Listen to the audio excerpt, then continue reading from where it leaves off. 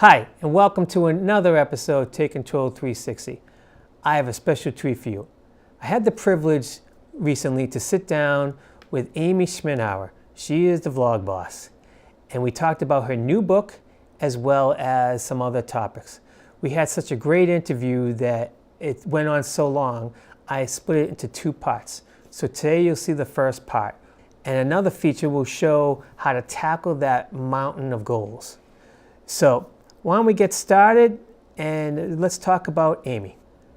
So my next guest is Amy Schmittauer, the vlog boss herself. I recently sat down with her to talk about her latest book as well as other topics. She is a new media triple threat, a YouTuber, keynote speaker, and author. She coaches people to go after what they want in life, leveraging online video to make it happen.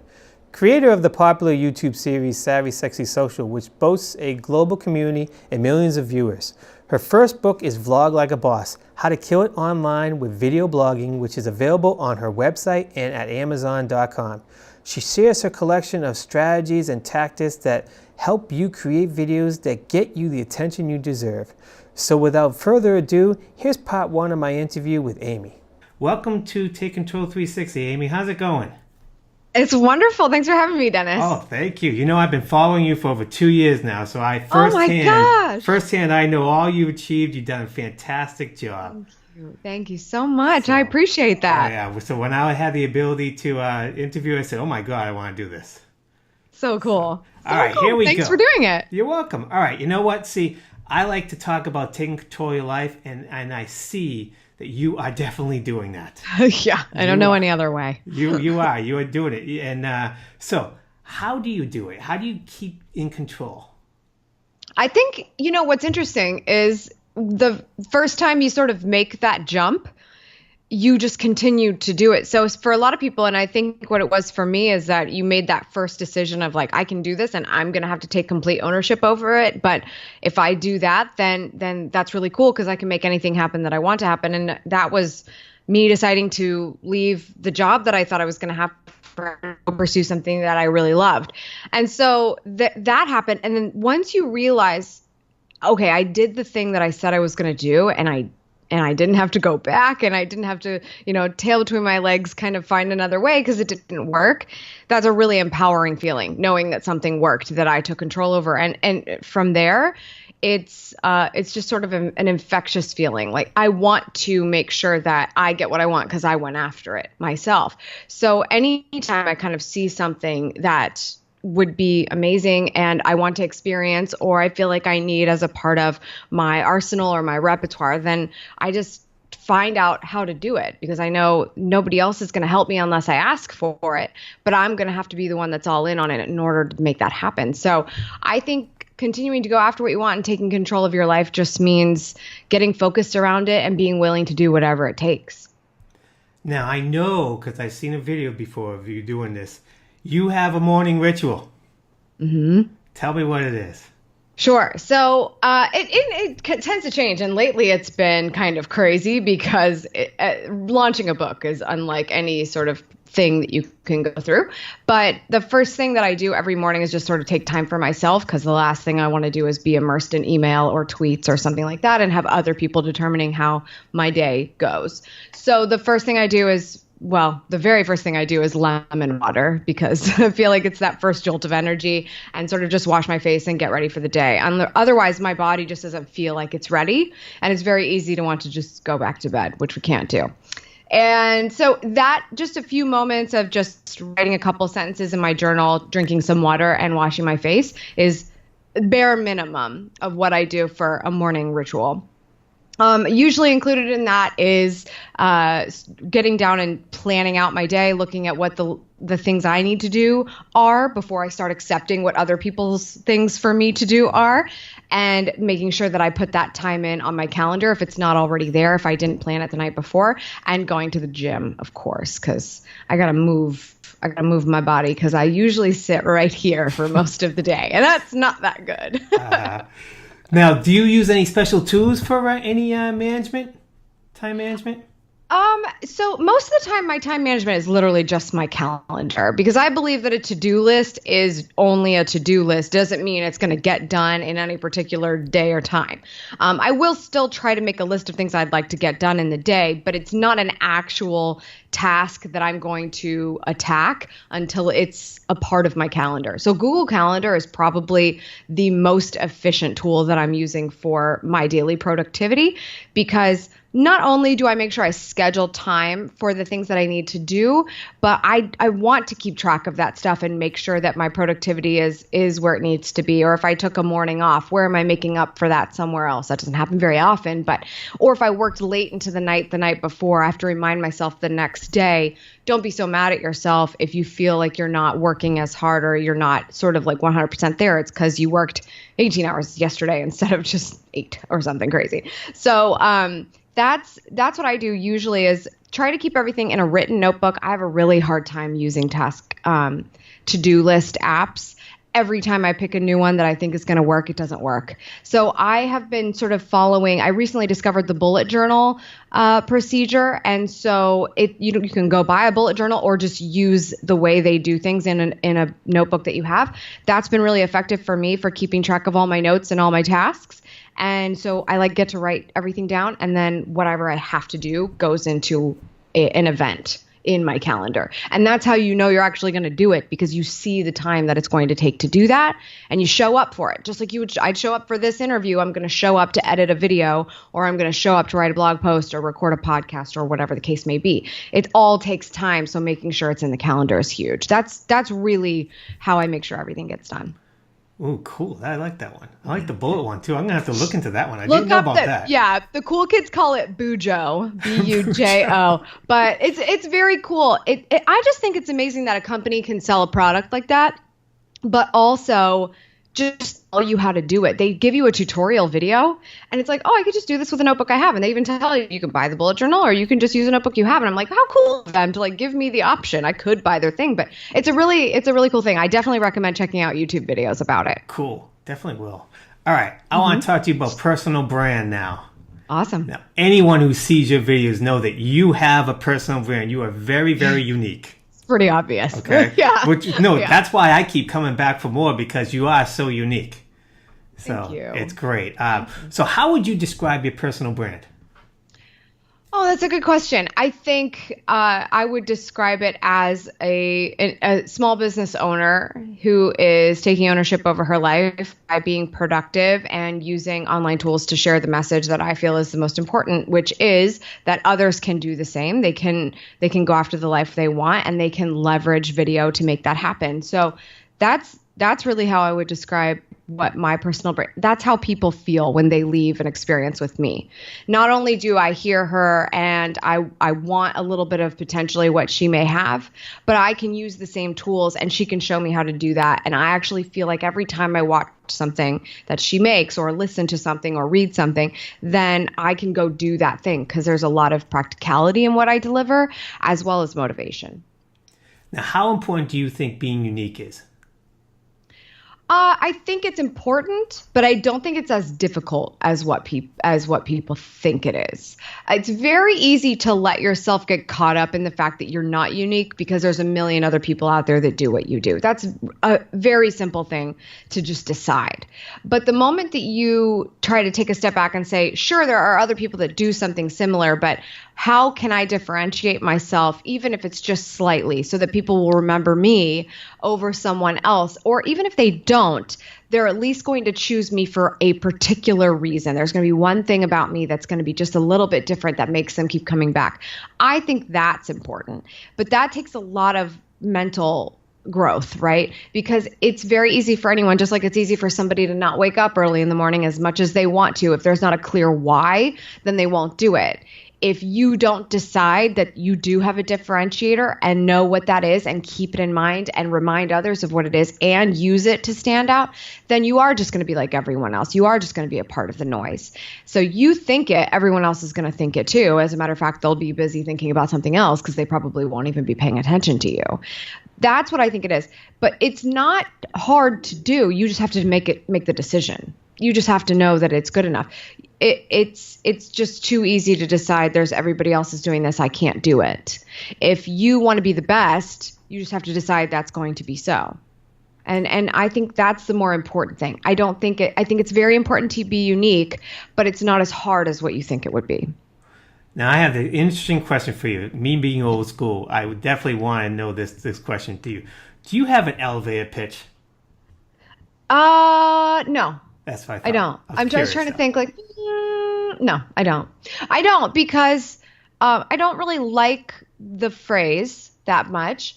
But if I did, and the closest thing I think anyone should have is sort of not an elevator pitch, but a sort of a value statement. And we do something similar, and I talk about it in the book, which is your strategy statement in terms of how you create video, because you use that as a moment to define how you help people. And when you do that, that's the best elevator pitch or statement or value prop that you could ever have, is when you explain what you do by how you help people, because that's what people are really interested in. When somebody asks you what you do and they're saying, I express interest in you, the best thing that you could do is turn it back on them and express interest in them. I think one of the best teachers of this that I ever learned this from was Michael Port in the book Yourself Solid. And he talks about, what do you do in that case of the elevator pitch and how do you talk to somebody? You kind of turn it back on them. Instead of saying, I'm a lawyer, you might not want to say that, because everybody's kind of got this like predetermination about what a lawyer is in their own mind. But if you phrase it in a way that's relevant to them and ask questions about their life, well, do you know how sometimes people get in car accidents? Yeah, I do. I know a few people that got into car accidents. Well, you know how sometimes they get hurt? Yeah, they get hurt. And you start to explain how you actually help people in the process of being a lawyer, then you start to sound more interesting. That's what I try to do if someone says, what do you do? I try to go into that because I'm very inspired by this concept of how I help people, not how do I put myself in a box. Because again, that goes back to how do you make yourself unique, right? Yep. So I would rather say, well, you know how a lot of people are using the internet? Like a lot of people, right? They're on their phone or on their computer. Yeah. No, a lot of people that use the internet. Well, you know how sometimes people don't know how to do something very well? Yeah, I know. That makes sense. You got to get directions for something. Yeah. Well, I make instructions or directions for people with video online. I teach people how to do so. Oh, cool. What kind of stuff do you teach? Okay, well, you know how sometimes people have a business and they want to sell something? And then I kind of go into that. And that's easier for a lot of people to absorb. Let's say the average person on the street, certainly my father, because he has a flip phone still. That's easier for them to understand than for me to go, I'm a vlogger. Like, what's worse than hearing something you already have a predetermined notion about, like an attorney or something you have no idea what to associate with, right? So that's how I think of the elevator pitch, to give you the very long answer about why I don't necessarily have one. No, I like that. I like the part about putting the question back on them. I like that a lot. Yeah, because a lot of people, when they're saying they want to hear about you, they really want to hear about themselves exactly. more. So basically, when they ask you that question, they're already thinking about the next thing. Absolutely. Now, wasn't that a great interview? Kind of makes you want to run out and buy the book, don't you? But first, before you do that, I have some copies here to give away. So if you're interested, go to my website at goalsresults.com/AmyBook and follow the instructions. Complete some simple tasks and you'll be put in a drawing for a free copy. I have 5 to give away, so make sure you go and do that. I also have a special offer for those who sign up, so don't miss it. Go to my website, goalsresults.com, and while you're there, sign up for a free membership. By doing that, you'll get to how-to videos and tips. Also, there's one-on-one coaching sessions, so check that out too if you need to. And also, make sure you subscribe to the YouTube channel at youtube.com/goalsresults. If you thought this was helpful, click on the logo in the lower right-hand corner of the screen.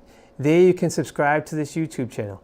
Please subscribe, share, tell your friends, and that way you get notified whenever I do a video again. So you've done your vision plan. If you haven't, please check out that episode to find out how to really do a vision plan. But let's say you did your vision plan, you pick one item off that vision plan that you were going to tackle for the year. Now, you have that goal for the year, and that's a mountain that you're looking at. How are you going to get from the bottom of the mountain to the top? You know, most times that path going up to the top is not well lit. In fact, it might not even be a path. You have to create your own path. So it's really tough when you're at the bottom of the mountain how to get to the top. Well, I got a strategy on how to get there and that you can achieve all the goals you need to achieve. So check it out. Let me know what you think. All right, today I want to tell you about reverse engineering. That's right. We're going to take a goal and we're going to reverse it all the way back to its start. That is the easiest way to achieve a goal. Some of these goals, you think you're high up on a mountain and you're like, I'm never going to get there. And what you have to do, you have to just go step by step by step by step to get there. So I want to show you how to reverse engineer a goal. So step one is determine your goal. Easy. What goal do you want to achieve? All right? Think about that and be as specific as possible. What goal do you want to achieve? That's step one. Step two, visualize that goal. That's right, visualize it. Visualize it when you have completed that goal. So think of yourself already achieving that goal. So now what? How do you feel about it? How excited are you? Okay? What did achieving that goal do for you? Did it move you in another direction to achieve another goal? What did it do? Feel it. What impact has it had on your life?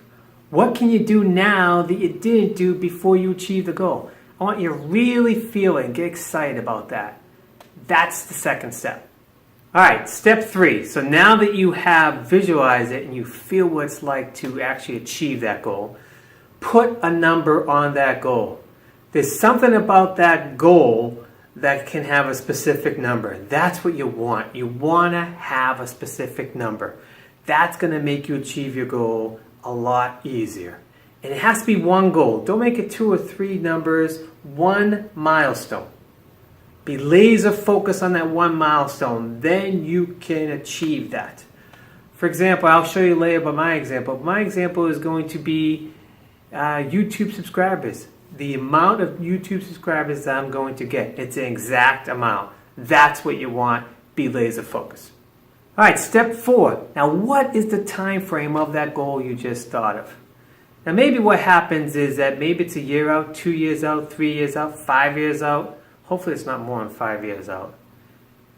But see where you can get down. Take that milestone. See where you can get down to 1 year. Okay? What is that milestone number in 1 year? If you had it visualized at 5 years, bring it down to that 1. Okay? All right, step 5. So now you have this number. Okay? What is the number now? Today, what is that number? And if it's 0, that's okay. That's what goals are all about. What is that number now? And the last step is step 6. Divide and conquer. You're going to take that year goal and we're going to break it up all the way down to a day. And we're going to find out what the tasks are needed to get to that. I want to go into a little bit more detail about divide and conquer. So basically you have your year milestone. Now what is it going to take to get that year milestone? What are the tasks involved? You know, list them all out and be as specific as possible. You don't want to have general stuff because when we break it down into days, we're going from years to days. So you want to make sure that you get all the way down, so be as specific as possible on the list of tasks that it would take for you to do that. And some of those tasks you might be able to do, and some of them someone else might be able to do it. And as you list all those out, you got to look at, can you do it? Do you have the skill set to do all those tasks? If you don't have the skill set, can you delegate that to someone else? And do you have the cost associated with that? Is it going to be a low cost, a medium cost, a high cost? Those are things you need to figure out. Now, if you need to learn a skill, you can do it. You don't have to delegate it, but factor that into the equation of how long something might take. And maybe you might have to push out a milestone just a little bit and the number to lower the number just a little bit to incorporate the learning. Next, I'm going to show you an example, a just quick overview of what I was talking about with how you go reverse engineer. All right, I'm going to give you an example of YouTube. I want to get a ton of YouTube subscribers. Now, I want to make sure when I set a goal, I want to make sure that it really is reaching for me, because I want to really go after that. Don't just get a goal that, okay, you won't take much for you to achieve. Get that one so that when you achieve that goal, it is a moment that you want to hold. So I'm going to do YouTube. I'm going to get 100,000 subscribers in 3 years. Now here's the thing, if it's, that's my goal. My goal is 100,000 subscribers in 3 years. So I broke that down, okay? And I said, all right, I know it's going to take a lot of time in the first year to vamp up. So I'm going to do less per month than I would over time. So by the end of the first year, I want to have 5,000 subscribers. Okay, that comes out to about 420 new subscribers a month, 105 a week, 21 a day. I don't know if that's, that may be low, which is cool, because then I can move my adjusted time frame up. I don't want to go lower than that though. I want 5,000 in the first year. That's a minimal, but I would love to have more. And I'm not going to just coast to that. I'm going to adjust my figures for the second and third year. And then after year 2, I'm thinking I'd have about 40,000. And then that would be 35,000 between in the second year. And that's about 3,000 a month. And then in the third year, I'm going to get from 40 to 100,000. That's 60,000. So that's about 5,000 a month. Again, I'm not going to worry about year 2 and 3 right now, but that's my goal.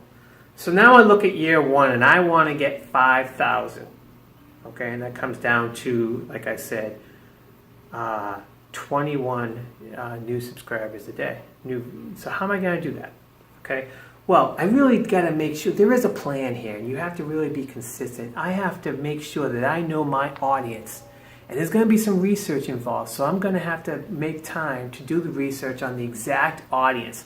I don't want to just say, yeah, this person is going to be in this age group or this. I want to really be specific. I want to get to a point that I could take one person out and say, this is my audience. Let me describe this whole person. This is my audience. Okay? And then what I want to do is I want to make sure from that audience, I want to give quality content to that person. Because if it's not quality content, I'm just wasting my time and I'm wasting the person's time, and I'm not going to get my goal of 100,000. And then after that, I want to make sure that I post my videos, and I got to be consistent about it. I got to pick a day that I'm going to post.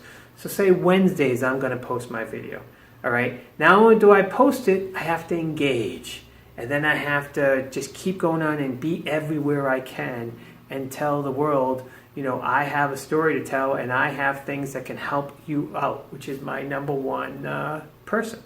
That person that I said, that's my perfect audience person, that's who I'm helping out, and that's what I'm going to go after. So then what you do is, now even doing that, okay, during the week, there are certain things that I have to do. Okay, I have to pick a topic. So I say, okay, on Monday, I have to pick a topic for the video this week, right? Then I got to plan it out. So on Tuesday, I'm going to plan out what I'm going to say and stuff like that, because you don't want to just get in camera and start rambling. You want to have a focus. Remember, all of this, in order for this to achieve, everything has to be laser focused. So be focused about it. Then I do the video. So say on Thursday, I'm going to do video. I'm going to skip it there and tell you why. So Thursday I do the video, Friday I edit it. Now, what happens to Wednesday? Wednesday I post the prior week's video, okay? And I engage.